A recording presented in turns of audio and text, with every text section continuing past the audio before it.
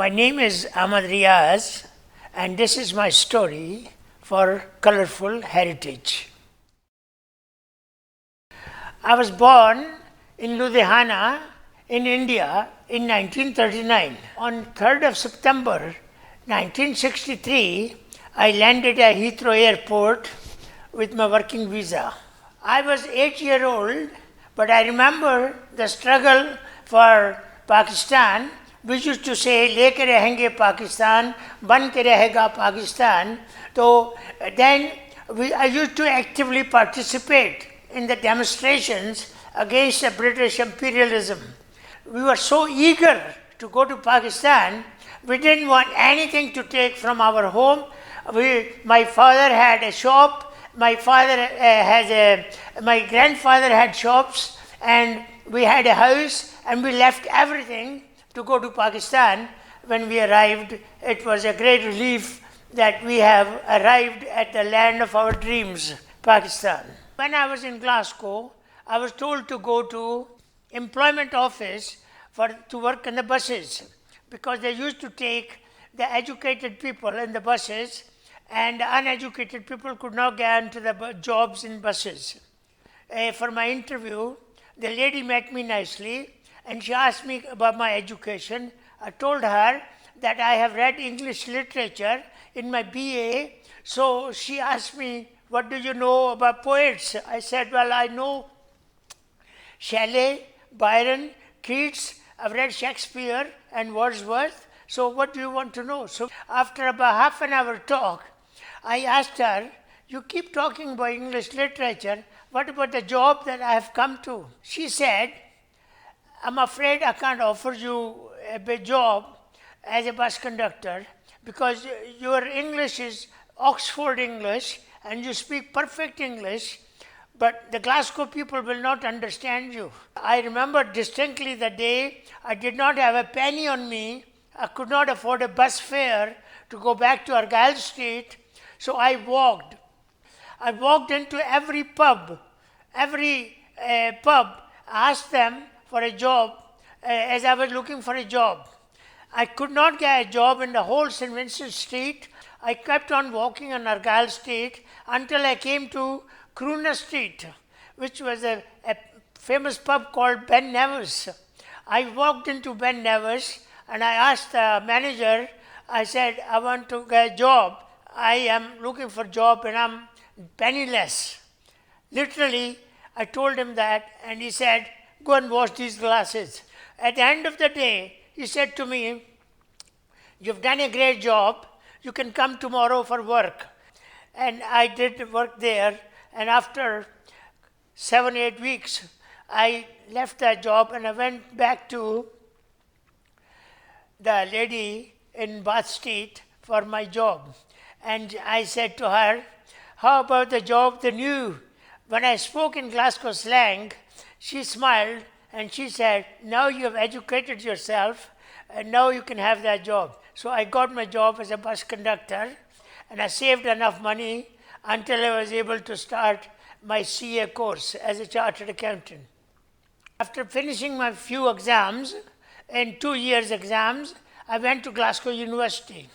And that was a brilliant year of my life. And being in Glasgow University, studying accountancy, economics and law. Like a dream life for me. A dream life. I used to go very early in the morning in the men's union in Glasgow University and stay there until evening, and in between I would go and attend the classes and also go to Stevenson Building for swimming, which I still do, and that's my exercise.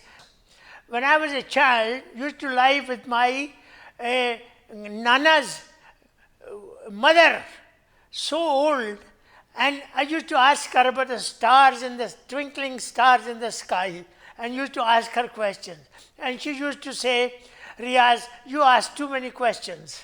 And then later on, I read somewhere, a craving mind is always an inquiring mind. You never know anything unless you ask for it. I think I belong to the whole universe.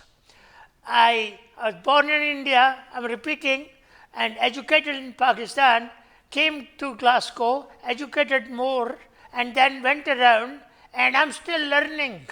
And that's the thirst for knowledge which is still there. So the bit of me is Indian, a bit of me is a Pakistani, a bit of me is British, and a bit of me is Scottish. So you call it what you like. Universal person. People wanted to know about my history, about my background, about my childhood, where I was. So I wrote the first biography. The first part was from 1939 until 1963 when I came to UK. So that book you've seen is very popular. 500 books were printed in Pakistan. 450 were sold in a couple of days, and I was only left with few books to present to my friend. The first book I wrote was about my poetry, which is called Talash, Seeking the Truth in Life. And that book was published in 2015. It was very popular, but later on, the idea came to my mind because a lot of people said, why don't you write about your life? Because the way you have lived your life is very full of life, and you should write. So I wrote the first volume of my autobiography called Apni Beeti Jag Beeti Hai. Can be translated as life is like that. From 1939, my year of birth, until 1963, when I came to UK. After that book was published, the people in Pakistan and everywhere asked me, what happened to you when you came to UK? So I am now in the middle of writing a book from second volume of my autobiography from 1963 until now.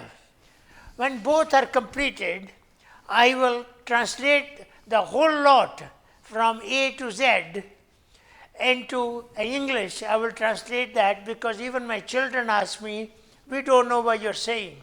Because of the director Zulfikar, was my friend's son, and his father told me that my son is doing dramas. He used to know me, so he told his son that Uncle Riaz, you should speak about dramas. He can do things for you, and that's how I got involved with dramas. Khali aankhein, thodi khushi, thoda gham. Talat Hussain, I worked a lot with him, and we used to go on fine with each other. It's the understanding of life. It's understanding of life. Once you find the gist of life, once you grasp that, life becomes easier. I say to all the parents, trust your children, don't argue with them, don't shout at them, don't beat them. Trust them and follow their own will. Let them grow happy and free from any cliches. Do not impose cliches on your children. Don't do this, don't do that. No discipline. Let them grow up in natural way. They will be the best one, and that's where the hope lies for this world. Good education is the cornerstone of everything. Nothing is good without good education, but let the child feel that what he knows is correct. Don't impose your solutions on your children. Accept them as your elders. I'm saying something different. Don't treat your children as children. Trust them as elders and listen to them what they are saying. When my TV goes bad, I look for a 12-year-old in my street to help me to fix the TV.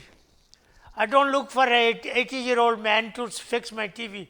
It's a 12-year-old child playing in the street who can abracadabra, I can just sort out things. Trust your children.